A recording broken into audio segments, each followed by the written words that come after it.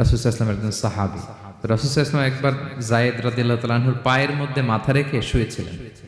দীর্ঘক্ষণ শুয়ে থাকলেন। যায়েদ রাদিয়াল্লাহু তাআলা আনহু বলছেন, আমার কোনো কষ্টই হচ্ছে না। হঠাৎ করে কোরআন নাজিল হতে লাগলো। কি নাজিল হতে লাগলো? কোরআন। যায়েদ রাদিয়াল্লাহু তাআলা আনহু বলেন, দীর্ঘক্ষণ রাসূল সাল্লাল্লাহু আলাইহি ওয়াসাল্লাম আমার পায়ের উপর মাথা রেখে শুয়ে আছেন, কিন্তু আমি টেরই পাচ্ছি না। কিন্তু যখন কোরআন নাজিল হতে লাগলো, মনে হলো যে আমার পাটা ভেঙে খান খান হয়ে যাবে। রাসূল সাল্লাল্লাহু আলাইহি ওয়াসাল্লামের মাথার ওজন এত বেড়ে গেল, আমি আর রাসূল সাল্লাল্লাহু আলাইহি ওয়াসাল্লামকে রাখতেই পারছি না আমার পায়ের উপর। ইন্না সানুলকি আলাইকা কাওলান সাকিলা, নবী হে, আমি অনেক ভারী, হেভি ওয়েট ওয়ার্ডের কোরআন আপনার কাছে নাজিল করব। সো কোরআনটা এটা অনেক সম্মানিত একটা বাণী, আল্লাহ তাআলার বাণী, অনেক ভারী একটা বাণী। এটা পাহাড় সইতে পারে না, পাহাড় ভেঙে চূর্ণ বিচূর্ণ হয়ে যেত, সে কোরআনকে আল্লাহ তাআলা আমাদের উপর নাজিল করেছেন। সো আমাদের হিউজ রেসপন্সিবিলিটি, অনেক বড় দায়িত্ব যে এই কোরআনকে মেনে চলা, কোরআন পড়তে জানা, কোরআনের অর্থ বোঝা এবং কোরআনের নীতিমালাগুলো আমাদের সমাজে বাস্তবায়ন করা। তো আমরা বলেছি যে আমরা কোরআন দিয়ে আজকে কোরআনের পরিচয় নিব। কোরআনকে জিজ্ঞেস করবো যে কোরআন তুমি তোমার পরিচয় দাও। আমরা কিছু প্রশ্ন করব, দেখবেন কোরআন অবলীলায় উত্তর দিয়ে দিচ্ছে। আমরা যদি কোরআনকে জিজ্ঞেস করি যে কোরআন তুমি যে পৃথিবীতে এসেছো, তোমার হিস্ট্রিটা বলো, কবে আসলা, কবে নাজিল হয়েছ? কোরআন বলবে শাহরু রমাদানাল্লাযী উনজিলা ফীহিল কুরআন, আমি রমাদান মাসে এসেছি, যেন তেন মাসে আসিনি। কোরআনকে যদি আমরা প্রশ্ন করি যে কোরআন রমাদান তো 29 দিন বা 30 দিন, তো এই 30 দিনের বা 30 রাতের কোন দিন বা কোন রাতে এসেছো? কোরআন বলবে ইন্না আনজালনাহু ফি লাইলাতুল কদর, আমি কদরের রাতে এসেছি। সুবহানাল্লাহ বিহামদিহি। ওমা আদরাকা মা লাইলাতুল কদর, কে তোমাকে জানাবে কদর কি? লাইলাতুল কদরি খায়রুম মিন আলফি শাহর, কদরের রাত 1000 মাসের চেয়েও সেরা।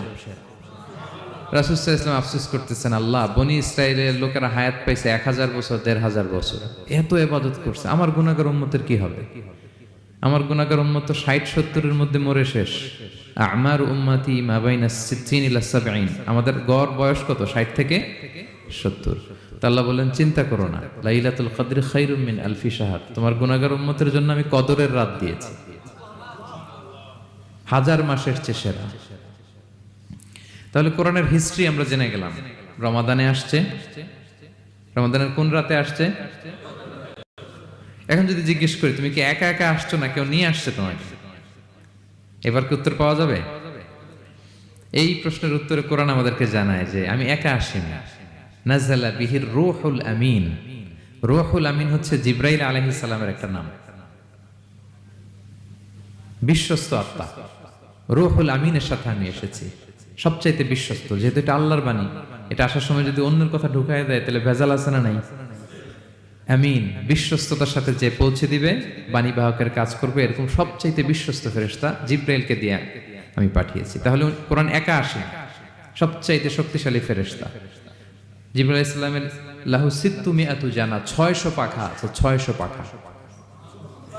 সব নবীদের কাছে এসেছেন ওহী নিয়ে, এরকম একজন ফেরেশতা দিয়ে কোরআনকে পাঠানো হয়েছে। এবার যদি জিজ্ঞেস করি যে কোন ভাষায় তোমাকে নাজিল করা হয়েছে বলো, আছে এটা কোরআনে? কোরআন আমাদেরকে জানাচ্ছে ইন্না আনসালনাহু কুরআনান আরাবিয়ান লাআল্লাকুম তাআকিলুন, নিশ্চয় আমি কোরআনকে আরবি ভাষায় নাজিল করেছি যাতে তোমরা বোঝো। সুস্পষ্ট আরবি ভাষায় এই কোরআনকে আল্লাহ তাআলা নাজিল করেছেন। তাহলে হিস্ট্রি আমরা জানতেছি ধীরে ধীরে, না? রমাদানে আসলো, কদরে আসলো, একা আসে নাই, জিবরাইল আলাইহিস সালামের সাথে আসলো, আরবি ভাষায় নাজিল হলো। এবার যদি জিজ্ঞেস করি যে তুমি যে আসলা, তোমাকে যে আমাদের তেলাওয়াত করতে হবে, তো এই তেলাওয়াত করার গাইডলাইনটা কি, কিভাবে তেলাওয়াত করব, তেলাওয়াত করার সিস্টেমটা কি, এটা যদি আমাদেরকে একটু বলতে। তো কোরআন এই প্রশ্নের উত্তরে প্রথমে আমাদেরকে বলে যে আমাকে যদি আবৃত্তি করতে চাও, তেলাওয়াত করতে চাও, প্রথম গাইডলাইন হচ্ছে লা ইয়ামাসসুহু ইল্লাল মুতাহহারুন। এর অর্থ হচ্ছে পবিত্র ছাড়া কেউ এই কোরআনকে স্পর্শ করতে পারে না। যদিও এটা দিয়ে লাউহে মাহফুজের কথা বলা হয়েছে, ফেরেশতাদের কথা, কিন্তু বিষ্ণু বলেছেন লা ইয়ামাসসুহু ইল্লা তাহির, পবিত্রতা ছাড়া কোরআন ধরা যায় না। তাহলে কোরআন তেলাওয়াতের প্রথম গাইডলাইন কি? পবিত্রতা, ওযু করতে হবে। ডোন্ট টাচ মি উইদাউট অ্যাবলুশন, কোরআন আপনাকে অর্ডার করবে, ওযু ছাড়া আমাকে টাচ করা যাবে না। আচ্ছা, ওযু করলেন, তারপরে কি শুরু করে দিতে পারবেন? না, কোরআন বলে ফাইদা ক্বরাতাল কুরআনা ফাস্তাইয বিল্লাহি মিনাশ শাইতানির রাজিম। কোরআন পড়ার আগে তোমার যে সুস্পষ্ট দুশমন ওই শয়তানের ব্যাপারে আল্লাহর কাছে পানাহ চেয়ে নাও। মানে পড়ো আউযু বিল্লাহি মিনাশ শাইতানির রাজিম বিসমিল্লাহির রহমানির রহিম। তাহলে ওযু করলেন, আউযু বিল্লাহ পড়লেন, বিসমিল্লাহ পড়লেন। এবার কি করতে হবে? এবার কোরআন বলছে যেমন মনে চায় তেমন পড়া যাবে না। তুমি গানের সুরে, ব্যান্ডের সুরে, হিপ হপ সুরে কোরআন পড়বা, এটা আল্লাহ কবুল করবে না। কোরআন বলছে ওয়ারাত্তিলিল কুরআনা তারতিলা।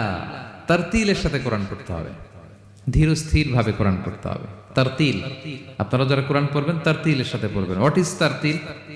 আনাস রাদিয়াল্লাহু তাআলা আনহুকে জিজ্ঞেস করা হয়েছিল তারতিল কি, নবী কিভাবে তেলাওয়াত করতেন। তিনি বলেছিলেন ইয়ামুদ্দু বিহা সাওতাহু মাদ্দান। বিষ্ণু ইসা ইসলাম প্রতিটি আয়াত টেনে টেনে পড়তেন। কিভাবে? টেনে টেনে পড়তেন। আবার বিষ্ণু ইসা ইসলামের স্ত্রী উম্মে সালামা রাদিয়াল্লাহু তাআলা আনহা তিনি বলতেন ইয়াকাত্তিউ কিরাআতাহু আয়াতান আয়াতান। বিষ্ণু ইসা ইসলাম প্রতিটি আয়াত শেষে থামতেন, এক আয়াত পড়ে থেমে আরেক আয়াত, আবার থেমে আরেক আয়াত।